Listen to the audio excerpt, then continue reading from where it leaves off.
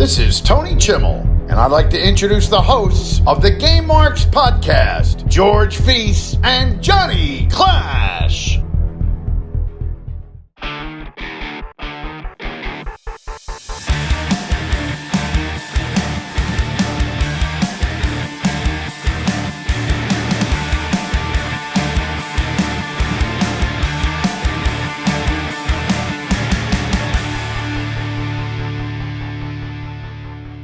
Welcome to the Game Marks podcast, where each and every week we do a deep dive into the good, the bad, and the awesome of all things wrestling video games. My name is George Feis. And I'm the man they call Johnny Clash, and today we are playing Zen-Nippon Pro Wrestling Ouja no Tamashii. How will this game hold up? Will it get a play it forever? Woo! Or a future endeavor? We also discuss superhero games, Gameboree coming up, and much, much more. And while you're at it, guys, please subscribe and leave a 5-star rating for this podcast on both Apple Podcasts and Spotify. It really does help out the podcast. And make sure to follow along on all forms of social media at Game Marks Pod. And don't forget, you can get early and ad-free episodes of this podcast, access to our exclusive Discord, live recordings, and a whole lot more over on Patreon, patreon.com/GameMarksPod for just $5. But $5. That's not a thing anymore, and that makes me sad. No, it's like a $14 footlong now. Yeah, it's insane. Johnny Clash, how we doing? Coming hot off the heels of the Redemption episode that I have been waiting for 4 years. We played Day of Reckoning last week. We both played it forever. You're at this point like a triple play it forever on that game. I got to right one of the biggest wrongs in the podcast history, and I still love it. I actually have played it several times since recording, and I think maybe next time we'll do like a live bonus episode or something. I may be able to give you a run for your money because I have a pretty good understanding of the controls now. So we'll see what happens. I will 100% be eating my words, and Johnny Clash will kick my ass. But I might be able to put up a little bit more of a fight this time. Here's the thing, which you saw my game case last week. I don't know if I have the disc. It might be in the GameCube, might be in another case. The GameCube's somewhere. I would be willing to bet, knowing you, it is 100% in your GameCube. Might have even been in there from the first time we played it. Because did we do that? We did that at Cap, right? Or was that a... We did. Yeah, we did. So it might be in the GameCube from that day still. 3-4 years ago. But it's such a different experience on the actual GameCube controller. Oh, yeah. Because the positioning of the X and the Y and all that. But, oh my God, yeah, I've thought about this game so much since we played it. But I also think about it like normally. So it's really nothing new. But I put the Day of Reckoning playthrough on our YouTube for the story about, 2-3 years ago? I think it's time to do the second one. Oh. So maybe I can get that going a little bit. But in case you didn't hear last week, my YouTube channel is officially launched where I'm doing playthroughs of non-wrestling games. I've been doing some Day of Reckoning. Listen, see, always on the mind. Already there. Some Fortnite, some Marvel Snap. I also put Clash and Burn on there, which is my brand new show, my brand new solo podcast that comes out every Wednesday. Go check that out. Clash and Burn with Johnny Clash. And it's just been a lot of fun. So I'm going to load that up with non-wrestling games. I'm going to load us up with wrestling games. I don't know where I found the time to do this, but somehow it's happening. Well, there's going to be a whole lot of time to be making extra content because the season is upon us, John. Not only are you... music? Well, not only are you making your own strides in your own content, but now the busier season for this podcast happens because we are rapidly approaching our favorite time of the year. Gameboree is happening. Gameboree 2023. Woo. We got some big things planned. A little change of format, if you will. We're still ironing out the ins and outs, the finer details, but what we've got planned this year, and I feel like we've just gotten better and grown more and expanded what Gameboree is every year, and this is hopefully the most successful year that we've done it. That's right. Raising money for St. Jude every holiday season. It is now, as we're recording, Thursday the 19th. This episode comes out the 23rd. So next week, the 30th, since it starts November 1st, we are going to have all of the details for you, how you could donate, how you can help out, what events we're going to be pulling off, and just the whole shebang here. What prizes you can win. Which, I'm very excited. Some new ones came in today. They are good. Did some new ones come in today? Oh, good. Man, oh man, yeah. I get excited every time because I feel like we both get so amped about Gameboree that to then be able to know that we're so excited of all the live events and all the other aspects of it, and all of that is going towards doing some really great things for the people over at St. Jude's. It's the cherry on top of an awesome little event. That's right. And yeah, let's make it bigger. Let's make it better. Hit the line. Step up, do good, make a difference. Gameboree 2023 with your friends over at the Game Marks podcast. But with that, are you ready to plug in and put on those nostalgia goggles and play some Zen-Nippon Pro Wrestling Ouja no Tamashii, also known as a million other names? Ooh, that's a mouthful. I'm going to say it once. No, I got to read all of them. All right, here we go. It's the deep dive.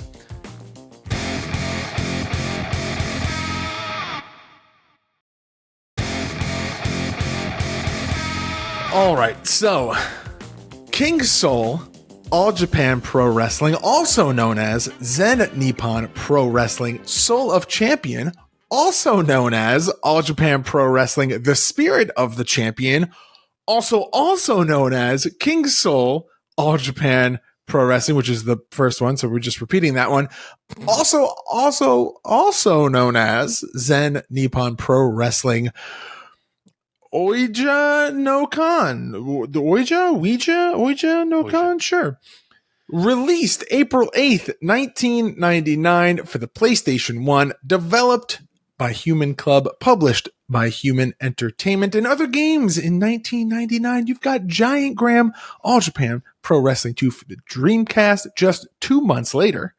Crazy. New Japan Pro Wrestling Tokan Retsuden 4 also for the Dreamcast. WCW NWO Thunder, WCW Mayhem, WWF Attitude, WrestleMania 2000, and one of the weirder games we played, the Simple 1500 Series Volume 22, The Pro Wrestling. And looking back, I think, oh man, these are all really in the same realm. I said while doing the playthrough, it reminds me of Attitude and WrestleMania 2000 just mixed up and crossed over. Yeah, there are aspects of it that I don't really know how to describe it. It's like the face scans are really, really good. Like the face textures are like Attitude, Warzone quality, like really, really like crisp and clean. And then you get the character models themselves feel a little THQ AKI, esque, but then the way that you do the matches and the controls are kind of Fire Pro-y, this game is a weird mashup mix of a lot of different things sprinkled in with like their own it doesn't quite play like the 3D Fire Pro game, but it is kind of like the 3D Fire. Like it's better than it, but it's not miles away better. Well, it is a precursor to King of Colosseum for the PS2. So if you're familiar with that, which is a pretty good game, this is that, but you could tell it's just the start of it. There's some stuff that's clunky. There's some, I don't know, it's lacking in a lot of areas. Everything just kind of takes a while to get going in this game. Like running moves aren't really what they should be. Grapples are kind of, here's this really slow slam, but here's a giant power bomb that comes really fast at you. It's all over the place that way. The controllers are not easy to get a grasp on. It's a lot of modifiers. It's like press R1 and triangle, press R1 and square, but then do L1 and triangle, but then do L1 and square, but then R1 and triangle. It's like, oh my God, what is happening right now? Yeah, there's a lot all at once, and it doesn't feel quite like it doesn't feel quite like any one game. It feels very much like they're pulling inspiration from a lot of other things, and especially Fire Pro. This is a human entertainment game, and this is a spinoff of the Fire Pro series, but not necessarily like a full on blown like Fire Pro game. So there's like aspects of it, if you will. What's crazy is New Japan Pro Wrestling, Tokan Retsuden 4 also came out for the Dreamcast this year. Light years ahead of this game. Like, not only, we've mentioned plenty of times that games that are on the PlayStation and the Dreamcast, like Attitude and all that, look so much better on the Dreamcast. I don't know if they're smoother, they're less pixely, but seeing Tokan Retsuden 4 compared to this game, it just looks like a whole another world. I'm trying to think of what else to compare this to. If you haven't played it, if you didn't watch the video version of the playthrough, which, by the way, guys, please, we said at the top of the episode, youtube.com. Go check out youtube.com/GameMarksPod. You can see the playthrough video of this game that we're talking about. Watch George get his ass kicked. Yeah, it feels like something. It looks like something, but I feel like the name of the game for this episode is just going to be Mashup. They're still like getting their legs under them at this point. Yeah, and it's like a slower moving version of whatever it's drawing inspiration from. The matches are very lumbering. Like when I thought originally in the first match, because it was Giant Baba versus Vader, I'm like, okay, it's slow paced because it's big guys. I think that has something to do with it, because then the next match, it was a little faster, but the way we said during the playthrough is some things they put so much into, but then other things, like they put all their eggs in one basket and forgot about the other. Like the crowd looks like complete crap. We'll get to that later when we talk about the graphics. But then it's cool that each wrestler starts in the backstage and are led to the ring. Oh, I love that. You know, and then the streamers come in. There's an announcer, but not everybody gets streamers, or not every costume gets streamers. I think just the baby faces, maybe. But then there's a Ryu Nakata ring intro for each person. There's a cool like little ref animation, like I guess you could compare it to what's called Revenge on the screen. Some stuff is so good and great. The animations for like the chop battles, and there's a whole chain wrestling spot where it's head scissor kick out, headlock takeover, head scissor kick out, and you trade a couple. You do the standoff at the end. The crowd cheers. Like that stuff's really cool. Yeah, you got to look past it and actually play a full match and be like, what just happened? There are like little gems for each, like in each section of the game, where it's just like, okay, the entrances, this is the cool part of the entrances. Striking, here's a cool part of the striking. Grapple, like each section has it, but is it enough to make it an all-encompassing great game? Yeah, that I don't know about. We'll get to that a little later. But where do we do you want to just go? We'll go through the game modes first. Yeah. All right. So you've got your one night match, which is just your exhibition. You've got tag handicap. We're in there. You've got Champions Carnival, which is the singles tournament. You've got the Real World Tag League, which is a tag tournament. You've got a Battle Royal, your Edit mode, your Title Defense mode, and your MVP Season mode, which is your story mode. You've got you run through your calendar. You've got storylines that follow you. It's what you're gonna spend most of your time playing.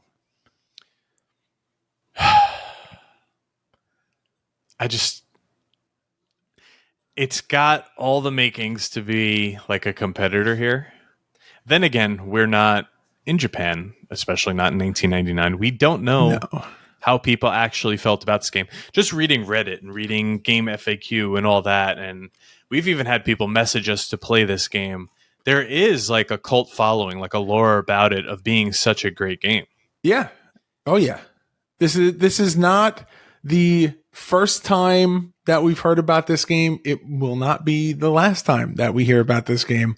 It might be one of those in the moment things where in the moment it was great. Now you look back and you're like, Or it could even be opposite, where it wasn't good, and then you look back, or maybe there it wasn't great, but here for Americans playing it on an emulator or getting their hands on like a bootleg copy. Is it a nostalgia goggles thing? Yeah. Is it nostalgia goggles? Was it good? Is it good looking back? Or is it just a cool, like, oh, hey, look, I'm playing as the All Japan 1999 roster? You gotta. That's why we're here. That's why we're here. That's the point of this podcast. Let's get into the gameplay. We already kind of talked about some of the mechanics, but one of the main things here is the Powerball system. Yeah, that's the thing I wanted to bring up. Now, I play Powerball all the time on Jackpocket. I've only won $4 so far. I am not a mega millionaire, but the Powerball system here. You'll know if he hits it big because this podcast will be over. No, we'll just have a nicer studio. Basically, you start with... It looks like 3 finisher slots, like they're just 3 balls or 4 balls underneath your wrestler's name. Yeah. They're used as either signature or power moves, or you could kick out of pins or submissions with them. Now, you're very dependent on them. You're very dependent on them, which is good and bad. You use them many times to kick out of finishers, or kick out of pins, like after a big move. Yeah, probably not the best way of using them. But then you tried to use them, and they would just go away because if you get hit, like in the middle of the action, they're just gone, which I guess I get, but it's just not easy to hit them. Yeah, I don't know the correct word to describe. I feel like if you're going to give someone like a special move like that, especially if you can use them on strikes and stuff, the strike should be uninterruptible. I get, you should be you should be able to counter them. I don't think that if I'm in the start of the animation, if you hit like the light strike button, that you just slap me out of the special move and I've wasted a circle. But you could do that in like Day of Reckoning also, or like SmackDown. So I think it's just a frustrating mechanic. I understand the necessity of it and like the fact that it's like hey, you have to be really smart with when you use these and you can't just like start the match with one of them. There's a good chance you're not going to hit it. But well, that's the worst part is you can't gain them back in the middle of the match.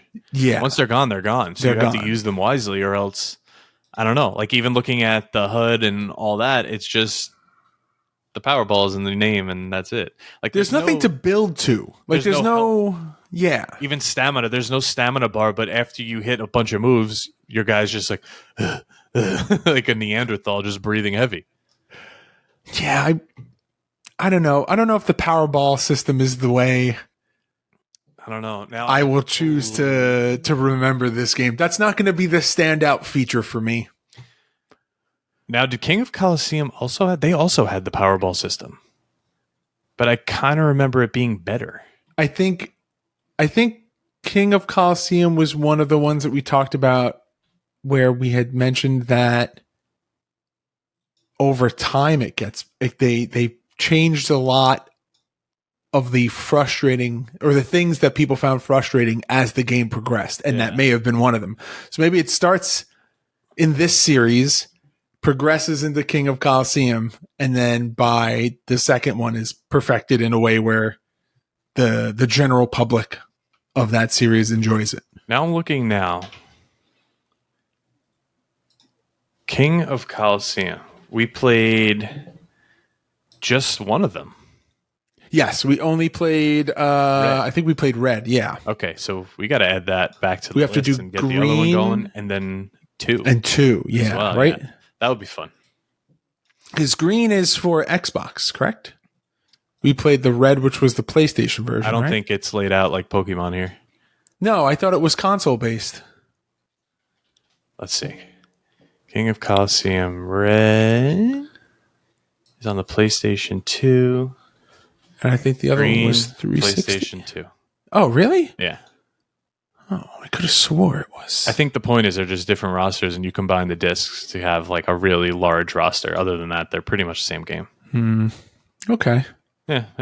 Also, Spike Chunsoft, so very, very Spike of them. Another kind of frustrating part of this game was I feel like the running moves were weird. Like you don't really run and hit a move, there's like a little bit of a lag, like an input delay. Like stop and then hit a drop kick. Like there's no like running clothesline, running obviously not a what's it called? Like a sling blade, like that kind of stuff. There's no run grapples. Yeah, but there's run. I mean, the running strikes, depending on who you nice are. Big boot. Yeah, big like Baba has a boot. Misawa has that. Baba has a boot. That's the name of the next kids book I'm gonna write. Misawa has the corkscrew flying clothesline, flying clothesline. Vader's got a shoulder tackle, a clothesline.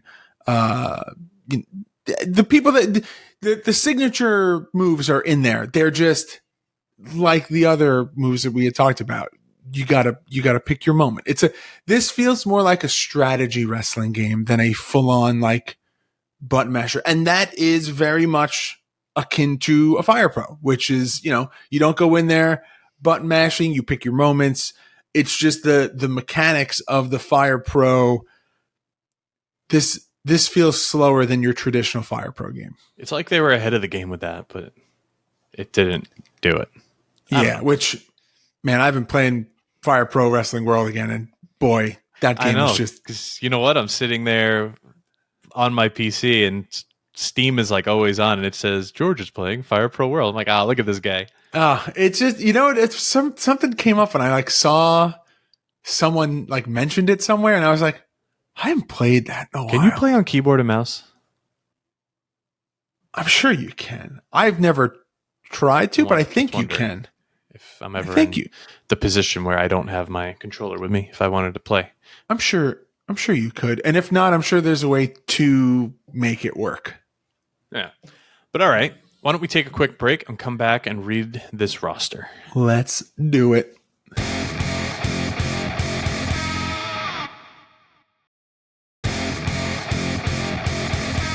All right.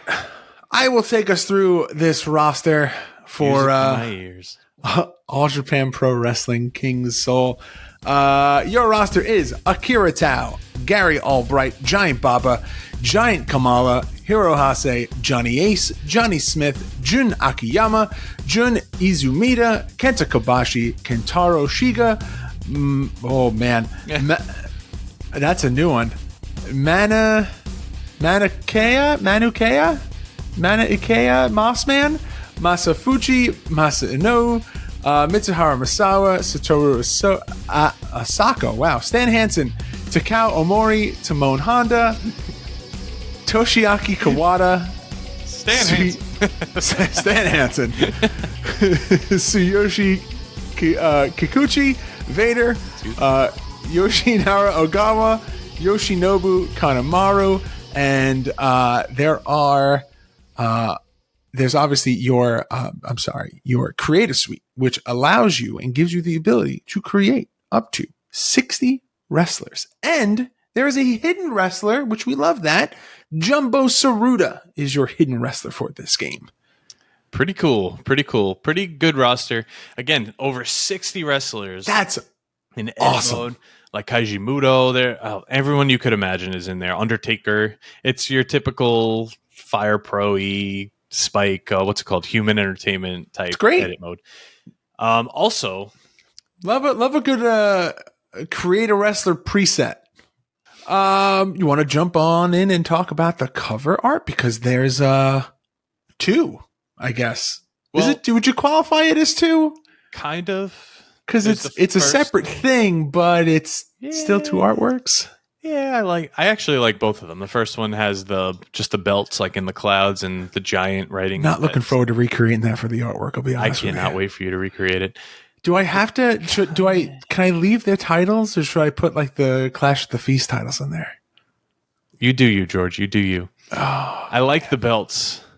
One of them actually says Giant Baba on them. They kind of look a little boxing-y rather than wrestling-y, but I think that's also kind of what older belts looked like, especially in Japanese wrestling. The back has a whole lot of text that we cannot read with some screenshots. It's like a full-on paragraph. But look at this. It's not bullet points. It is full-on paragraph. Did you notice the background picture is Giant Baba throwing a big boot, and then they recreate it in a screenshot of the game? I think that's great. Yeah, that's pretty cool. I think that's great. Some Misawa screen grabs, and yeah, pretty much tells you what the game is. But what George was talking about before is actually a game sleeve, which features Giant Baba up in the clouds with the game's logo that goes over it. Super, super, super cool. I like it. I like it a lot. Now, we said we were going to talk about the graphics. Let's talk about these damn graphics, because the second you load in to the main menu screen, it looks like you're loading up a Fire Pro Wrestling game. I wonder why. Animated style to it, which a lot of games did have back in the day, because you're only on the PlayStation 1. You know, you are limited. I do like the whole 3D stuff that there is now, especially when the games work together. This one's a little bit of a disconnect from how the game actually is. But it's pretty, so I give it a pass. I would say that's a good word. It's pretty. And that's not normally a word that we use on this podcast to describe something in a wrestling game, but it is. It's the best word to describe it. But let's talk about now something that you don't think is pretty, John. Talk to me about this crowd. Oh boy. So it's like they cut out a crowd out of cardboard, put it down, took 10 feet back, put another one a little bit higher. There's only 2 rows on each side. When you get the overhead shot when you leave the ring, all you're seeing is like 2 cardboard cutouts standing 10 feet away from each other. There's like barely any depth to it. There's just black background on everything. If you listen to our playthrough, I mentioned a lot of PlayStation games did this back then. The one that sticks out to me is Spyro the Dragon. It just had like that load time where the PlayStation would go like, and then it's just black screen and then it appears. The other one, I like how I knew exactly the noise that you were referencing. I was going to say just by you making that horrible, horrible noise. The other one, though, I had Tony Hawk's Pro Skater 3 on Xbox, which was so nice and like pretty and beautiful. But then I also, for some reason, had it on PS1, which was like one of those late PS1 releases. Oh, like it shouldn't have even been, unless I'm thinking of 4. It was one of the other. That one also, I remember grinding around Rio, so it must have been 3, and like I didn't know what was in front of me because it was just like the black abyss, like smoke, like fading into me. This game has that. The first thing you see when you enter a match is the speakers hanging down from nothing. Which and then there's more speakers, so it's not even like a real arena. Like the first time you see it, you're like, oh, this is actually kind of interesting. It's kind of neat. Like, you know, they're setting the atmosphere, and then as time goes on, the luster of that kind of wears off, and you're like, all right, this is kind of weird. It's not really, and I'm trying not to go into this with high expectations because it's human, right? And like every other game that we've played that they've made on this podcast has been, a majority, not every, a majority of the games that we've played on this podcast have been, you know, above average. I agree. Some things are, I don't know, I guess just a little off on here, other than like the papery crowd. I think the ring mats look okay. The guardrails are a little wonky.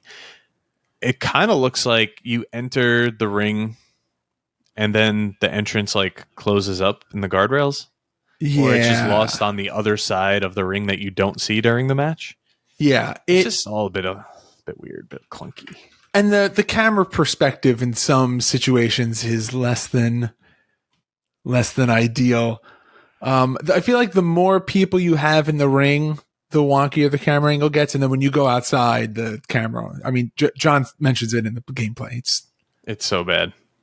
It's weird. It almost goes like full top down, which is not what you would expect. And not something you would want to put in a game that looks unfinished. You know, I don't like know. The arena. No, I know it's finished. I know it's not unfinished. No, I wasn't going to say that. I'm not sure if, like, what other options they had. Don't zoom out so far. Like, why zoom out so far when you leave the ring? Like, just keep the camera on the guys. I get it if it's like a 4-way match or whatever, battle royal, 3-way, but it's not. Yeah. If it's just a singles match, just stay with the guy. You're looking at a really ugly arena that you put no effort into. Yeah, okay. I'll say this. Yeah, you got me there. I mentioned the HUD before, how it's nice and tucked away. Even when there's like 4 people in the ring, it's still just the 4 power balls, and then it says either one player, computer, whatever it is. Really just, I guess, simple and clean, and that's all you really need. It would have been nice to have a health bar, a stamina bar, or something else. This is what they did, and it's okay.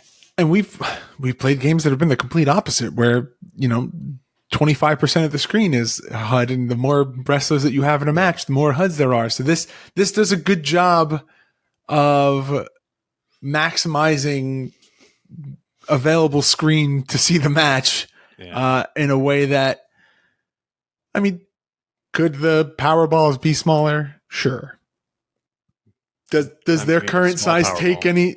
Does the current size take away anything from the gameplay? Absolutely not. Well, they fixed that in King of Colosseum. Yeah. What was your? I'm going to try something different. We haven't done this on the podcast before. What was your favorite graphical feature about the game? Oof. Do ring entrances count? Like, yeah, it could be clothing. Sure. Like, I noticed Mitsuharu Misawa. I've said in the playthrough, like, oh, his signature green tights.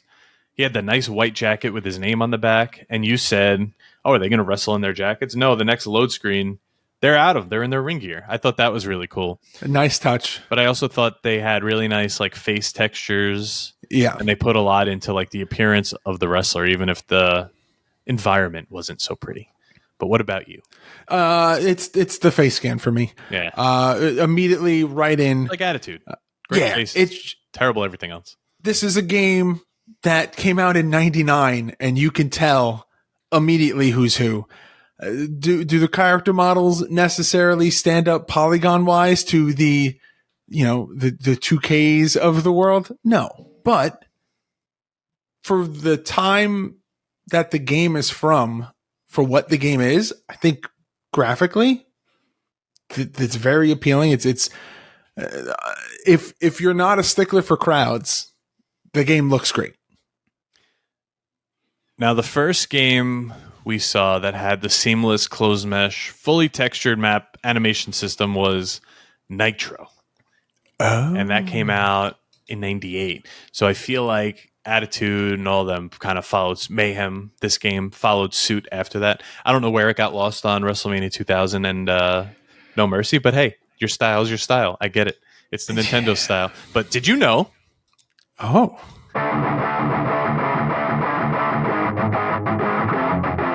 Did you know you must win the MVP season mode with both someone from set A and set B in order to get the new items in edit mode, such as body parts and outfits? Short did you know this week? Did you know this game is available on eBay between $9.99 and $27.99 complete? Short did you know for your small little power balls. But anyway. I don't like this at all. I don't. That's your segue into the did you know. Do you want to redo the seg? Because that was way better than how you segued into it.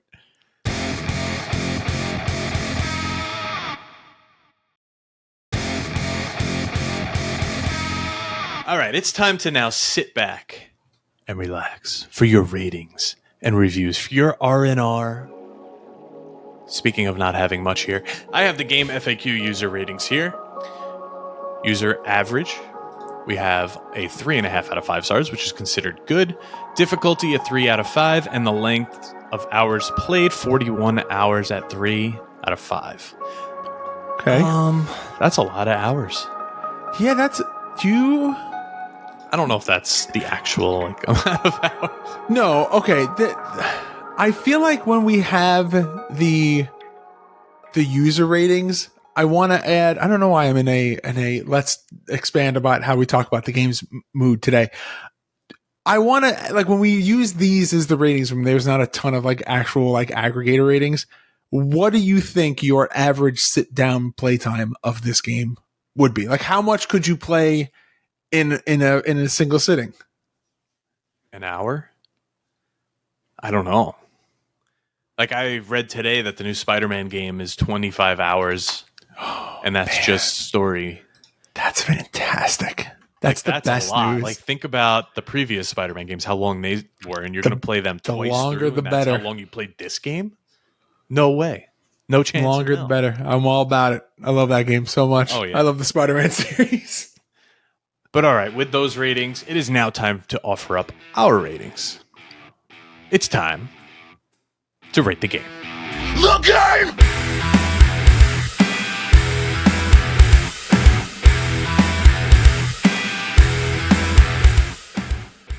All right, Johnny Clash, you're going to kick us off this episode. Zen-Nippon Pro Wrestling, Ouja, no, what is it? No, Tamashii. no, Tamashii. Future Will you Endeavor. play? All right. You're fired! You don't even have to throw it to Rick and Stephanie. Future Endeavor. I think I expected a little bit more with the amount of people that came to us and said you should play King Soul throughout the past couple of years of doing this podcast. I think I kind of expected like a New Japan game. Like, I know it's not. And then I expected more from Human. Maybe it had the Fire Pro mechanics. Maybe it had a little bit more. Maybe it looked a little prettier. I didn't really like it. I like the roster. I like those little perks I mentioned that you get in there, like the streamers, but that's not enough to replay this game. It's kind of like a look back and like, oh, cool, yeah, that game was a game. So that's my future endeavor. But now, George, play it forever. Future endeavor. I'm torn. I wanted to like this game. I'm all out of faith. This is how I feel. Johnny and Bruglia. Cold and I'm ashamed. Lying. Never mind. I want Naked to like on the it. floor. Oh my god! You can't put this on YouTube. We're gonna get dinged because you're so accurate. I think I'm gonna give it. I think I'm gonna play it forever. Woo! Wow. I wanted to like it more than I do, but I do like it. The presentation was great, and I feel like, you know, even after the amount of time that we put in playing it, with more, I would be even more comfortable with the controllers. The move animations were AKITHQ-esque in certain ones, like the Brainbuster looks really familiar. Like there's a certain level of familiarity from a lot of different games, and I think that that's why I liked it so much. And I think that may be a reason why a lot of other people like it as well. So yeah, play it forever. Did you know that we have not part two? Disagreed on a game since Brasstown Wrestling? And before that was Virtual Pro Wrestling. Wow. And before that, how many games is that though? Well, about a year ago. Wow. Yeah.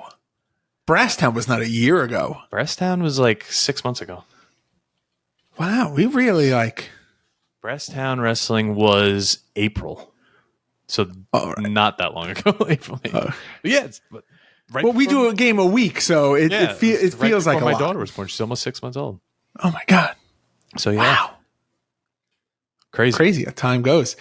All right. Well, with that, John, are you ready to get into the soft lock of the week? Let's do it.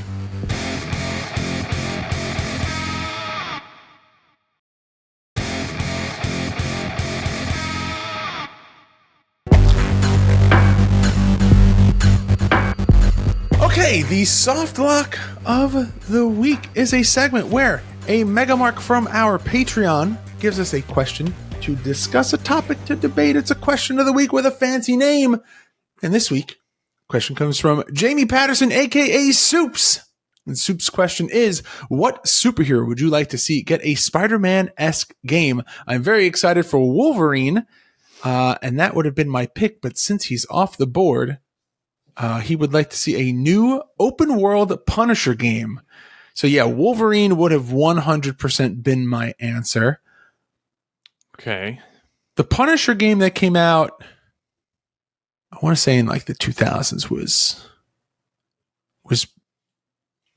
interesting. I remember playing it and like there were some of the ways that you could like attack people that was like really weird and innovative. Punisher's a good one too. I would say Deadpool. Had you ever played the Deadpool game? No, I'm looking at it right now. It looks a little cartoony. No, it's good. Yeah. It's like fourth wall. It's like what you would expect from a Deadpool Is game. it It's open like world? no, it's a very linear storyline. But like the game itself is great. I would love just Deadpool running around, just being an asshole. A rated M for mature game with a lot of blood and a lot of gore, and I don't know, something like Infamous or whatever it's called. Like, you know? Oh yeah. Just with Infamous was a fun game. What about like The Flash or I'm not like into that. I don't really know. Like I watch all Marvel shit that already has a game. Because I feel like a lot of the DC characters are like like if you gave me like a Green Arrow game, I feel like a Green Arrow game would be cool because he's comic wise, he's a little like. Give me the Ninja Turtles. Oh, there's my answer. Shit, I think you win. Oh yeah, I don't know if we're topping that. Did you play the Superman game that was on Xbox? I played the Superman game that was on N64. The one on Xbox was not much better. The one on N64 is like touted as one of the worst video games that has ever been made. The one on Xbox, not much better. I just remember like it's so cool. You could, it's like open world, which it really, you know, it was as open world as Spider-Man was the first one. It's hard to make a Superman game. I feel like it's hard to make a Superman game like it would be hard to make a Flash game. Like they could just go anywhere so fast. Like how do you? But that's what's. How do you translate that? You're like, oh, cool, you could fly, but then you're just standing on the air and like running on the air. It seemed like flying was no better than just like chilling on the ground. There was also Man of Steel on Xbox, original Xbox from Atari. I don't remember that at all. I'm trying to think of like other superheroes that would be. You know what would be cool? Bring back the Sega Spider-Man vs. X-Men, but make it new, make it open world, put them all together. What about if there was like an anti-hero game? Like what if there was like a Venom game? That would be open cool. world Venom, open world Carnage. I've been listening to the Riddler. Oh, a Sinister Six. Podcast. Sinister Six would be cool. Like Spider-Man one plot flipped. Huh. And you play as the bad guys. Yeah, that could be cool. Ooh, okay, I'll take that. I like that answer, and I like TMNT. I still think that TMNT is Let's do number one. There was actually a Teenage Mutant Ninja Turtles, the original series marathon. It's still going right now on YouTube all day. Oh. I just clicked it. Still going. The 1987 series. I don't know if this is just a thing that always happens. They always do it. But it's been going for hours. That's pretty cool. Yeah. Still 2,000 people watching. There used to be a website that it may even still be going on. It was called like Nick Reboot or something like that, and all they did was play old school like Nickelodeon, like Nicktoon shows, and it just was everything. Whatever it was Nickelodeon in the sense of like you would get like Salute Your Shorts and Are You Afraid of the Dark, but then you would get like original SpongeBob and like Angry Beavers, and it was.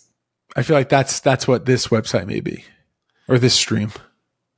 Maybe. But all right. Should we tell them what we're playing next week? Yeah, I guess we could do that. Yeah, I think it's time, yeah. All right. Well, next week, John wants to get back into the octagon because his suggestion for next week's game is, what is it, PlayStation 3 game, right? PlayStation 3 and Xbox? Yep. We are going to be playing UFC Undisputed 2009. This is a game that John and I both have a lot of experience playing. This is the UFC game with Forrest Griffin on the cover, and it's John's number one favorite, and it is my second favorite UFC game. And very excited to dive back in. It's been a bit since we played a UFC game. Kind of, sort of, still on the fence about whether or not it qualifies for a game on this podcast, but whatever. We make the rules for the host. So next week we're playing UFC Undisputed 2009. And with that, I'd like to remind you to go and check out our YouTube channel, youtube.com/GameMarksPodcast for our weekly playthrough videos and more. GameMarksPod.com/shop for all of our merchandise. ProWrestlingTees.com/GameMarksPod for our shirts. Patreon.com/GameMarksPod for this show, early and ad-free access to show notes, live recordings, and who knows, maybe some new things coming soon. Maybe, who knows? At GameMarksPod on all forms of social media, and please make sure to like, comment, subscribe, ring the notification bell, and leave us a review on both Apple Podcasts and Spotify. It really does help out the podcast, and John and I would appreciate it. And if you have a product or service you would like to advertise on this podcast, please reach out to us at GameMarksPod@gmail.com. I'm ready to hop into the octagon next week, John. I hope you are as well, and whenever you are ready, you do that thing. Game over, Marks. Game Marks Podcast, put them on the radar. Playing rare games, Sega Saturn, no Game Shark. Johnny and George work hard and they play hard. Future endeavor games and put them in the graveyard. From the deep dive to the clash at the feast. How can I get more? That's question of the week. Follow on Twitch, there's nothing that they won't play. Game Marks Podcast every single Monday.